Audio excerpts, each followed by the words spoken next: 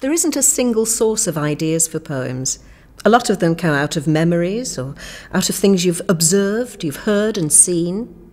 Sometimes an idea pops into your head. You don't know where it comes from. You're just very thankful that it arrived. You can always add imagination too, to make the idea more interesting, to make it fizz along more. You can get lots of ideas for poetry from reading the poems of other people. You don't do this in order to plagiarise, but simply to get your mind into the way of thinking along poetic lines and to inspire your own ideas.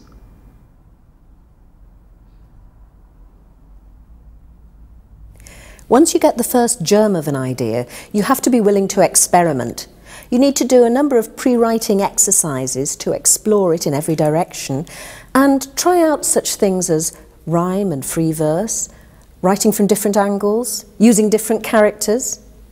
You have to be willing to spend a lot of time on this experimentation, and it may be some considerable time before you find the definitive way of writing the poem, but you have to remember that this is never time wasted.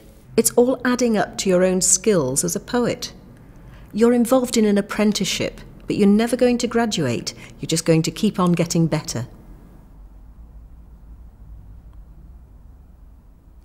If you're going to be taken seriously as a poet, you have to be accomplished in the technical details, things like grammar, and rhyme and metre. Now this might sound like the boring bit, but in actual fact you have to remember that you are the guardian of the language as a poet, as well as being its innovator.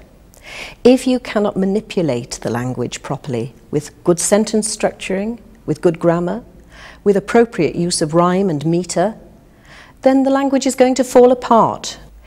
If you have a big problem in this area, it's comparatively easy to be able to put it right. You can soon acquire the knowledge you need. But if you don't acquire that knowledge, you're in the same position as a musician who can't play a scale or an artist who can't mix a colour.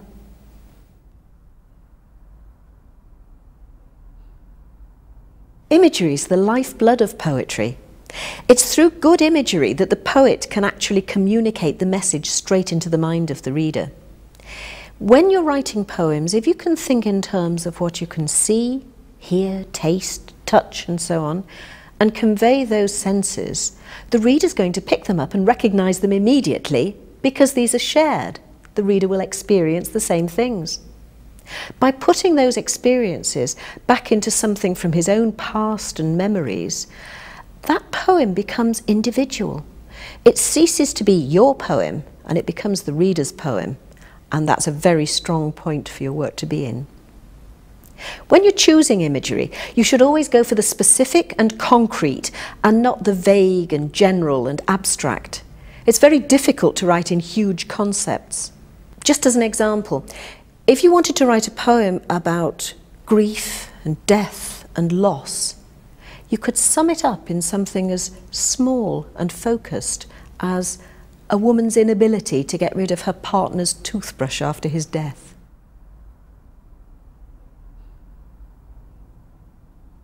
One of the hardest things about writing poetry is knowing when you've finished. You think you've done the correct version, but you still have to put it away before you start the revision, and then get it out when you've distanced yourself slightly from the excitement of its creation. You look at it very carefully, checking that the whole message is communicating itself, and then looking at all the details, every sentence, every phrase, every line, every word, making sure that it's exactly right.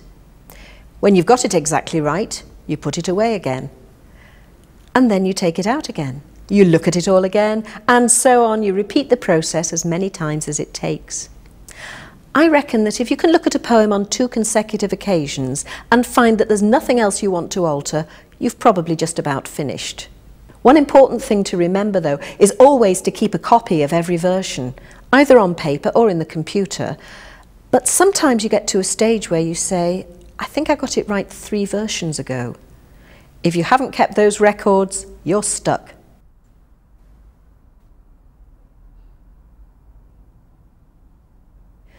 Very few people can make a living out of writing poetry, but there are lots of outlets for your poetry. You can have them appear in small press magazines, in anthologies. They can be delivered at an open mic event or at a poetry reading. You can just share them for the pleasure of your family. But there's nothing that quite beats that feeling of satisfaction when you have a win in a competition, or when you hold your first published collection in your hand.